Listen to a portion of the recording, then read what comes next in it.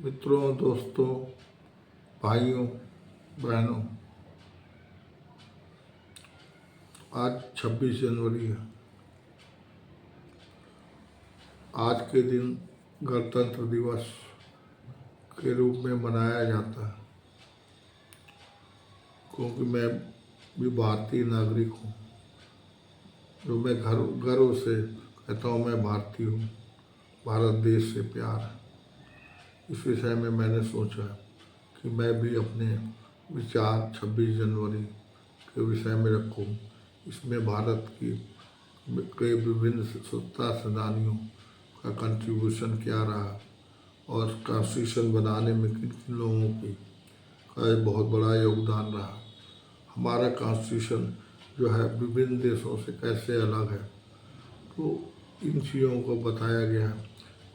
साथ ही भारत देश की प्रोग्रेस जो हो रही है, उसके साथ ही साथ वर्तमान में देश विदेश में भारत देश का जो नाम बढ़ रहा, भारत देश के कार्यक्रमों के विषय में आपको, भारत सरकार के कंट्रीब्यूशन के विषय में, प्रयासों के विषय में आपको बताने की कोशिश करूँगा।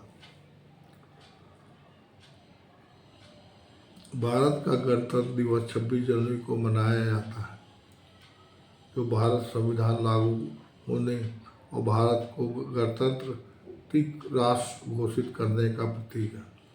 यह दिन हमारे स्वतंत्रता संग्राम, बलिदान, देशवासियों की उपलब्धियों को सम्मान देने का अवसर है। इस कड़ी में गणतंत्र दिवस का जो महत्व है, साथ में संविधान का निर्माण जो हुआ, उस साथ ही गणतंत्र दिवस के जो समारोह होते हैं, मुख्य समारोह, दिल्ली में परेड और झांकियाँ, अन्य कार्यक्रम होते हैं। साथ ही प्रदेशों में, हर जिलों में, हर मोहल्ले में भी झंडारोहण होता है और उसका जो है सांस्कृतिक कार्यक्रम होते हैं और महत्वपूर्ण लोगों का उद्बोधन भी होता है। ये हमारे लिए बहुत महत्वपूर्ण है। इस गणतंत्र दिवस में विदेश से कोई मुख्य अतिथि को भी बुलाया जाता है। गणमान्य व्यक्ति को, राष्ट्रपति या प्रधानमंत्री या किसी को बुलाया जाता है। भारत का स्वतंत्रता संग्राम, सबसे पहला स्वतंत्रता संग्राम 1857 को प्रारंभ हुआ था। इसमें रानी झांसी, नाना साहब और तात्या टोपे और बहुत महान हस्तियों का योगदान रहा है। भारतीय राष्ट्रीय आंदोलन के प्रमुख चरण रहे हैं। 1885 में भारतीय राष्ट्रीय कांग्रेस की स्थापना हुई और उसके बाद स्वदेशी आंदोलन चालू किया, विदेशी चीज़ों का बहिष्कार किया गया। जलियांवाला बाग नरसंहार 1919 में हुआ। असहयोग आंदोलन 1920 से 22 तक हुआ। सविनय अवज्ञा आंदोलन और दांडी मार्च 1930 को हुआ।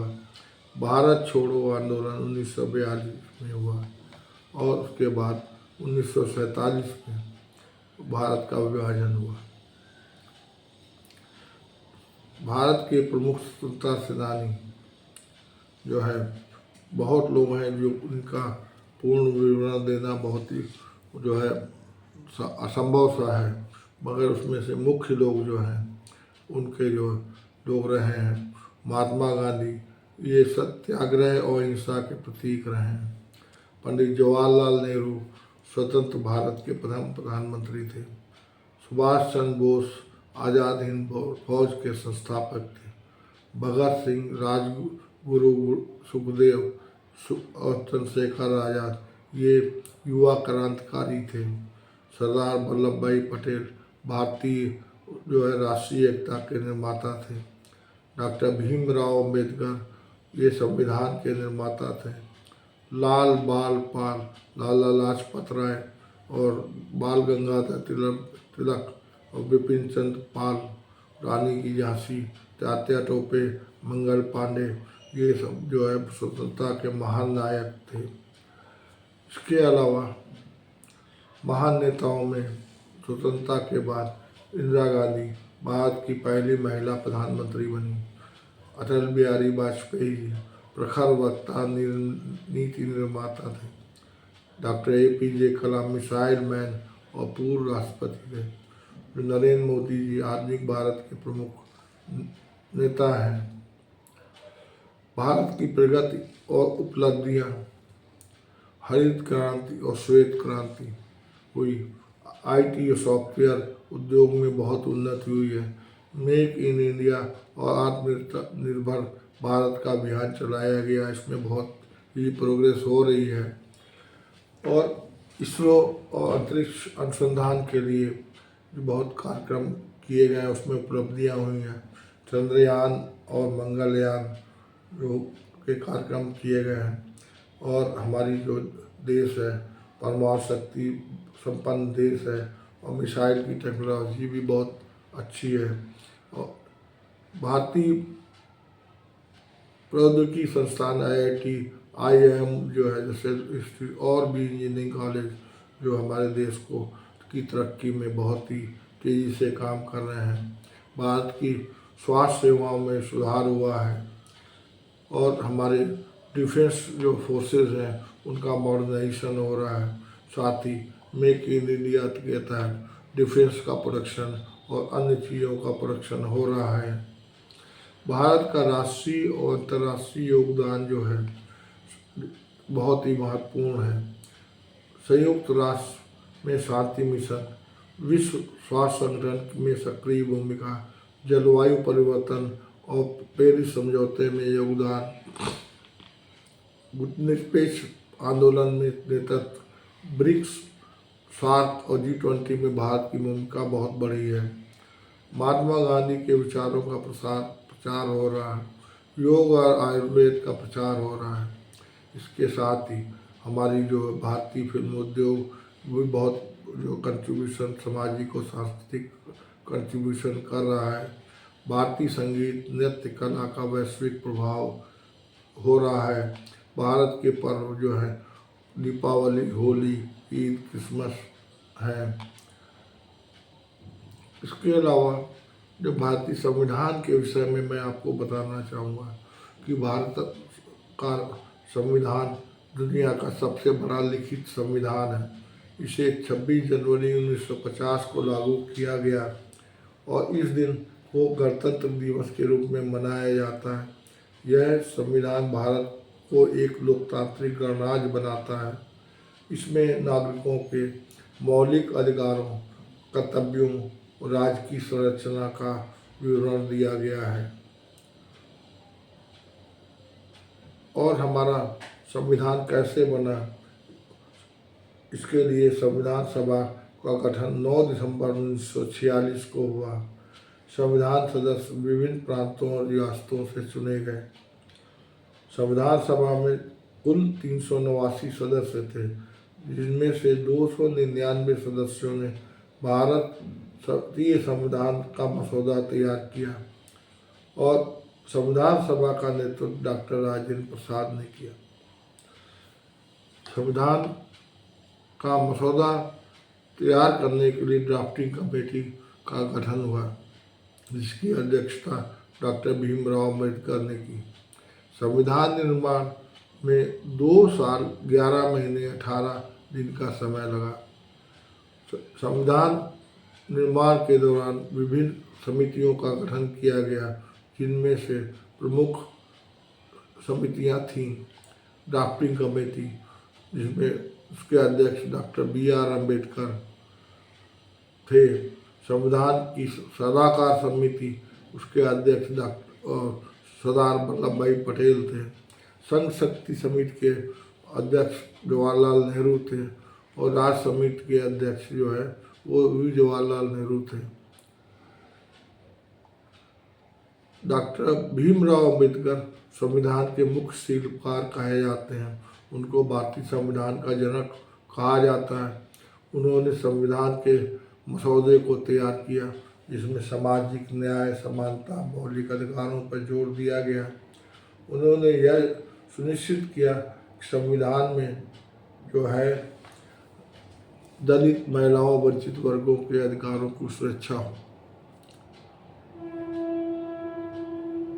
संविधान सभा का उद्देश्य जवाहरलाल नेहरू ने प्रस्तुत किया, जो भारत के संविधान का आधार बना। उन्होंने भारत को समाजवादी, धर्मनिरपेक्ष और लोकतांत्रिक राष्ट्र बनाने में जोर दिया। सरदार वल्लभ भाई पटेल ने भारतीय राष्ट्रों का एकीकरण सुनिश्चित किया। संविधान सभा में राज्यों के प्रतिनिधित्व के रूप में से प्रबंधित किया गया। डॉक्टर राजेंद्र प्रसाद संविधान सभा के अध्यक्ष रूप में उन्होंने संविधान निर्माण प्रक्रिया का कुशल नेतृत्व किया। महात्मा गांधी, भले ही गांधी जी जो है संविधान सभा के सदस्य नहीं थे, लेकिन उनके विचार, सिद्धांत जैसे ग्राम स्वराज, अहिंसा और संविधान में परोक्ष रूप से शामिल हुए। मौलाना अब्दुल कलाम आज़ाद शिक्षा और सांस्कृतिक सुधारों के प्रबल समर्थक थे।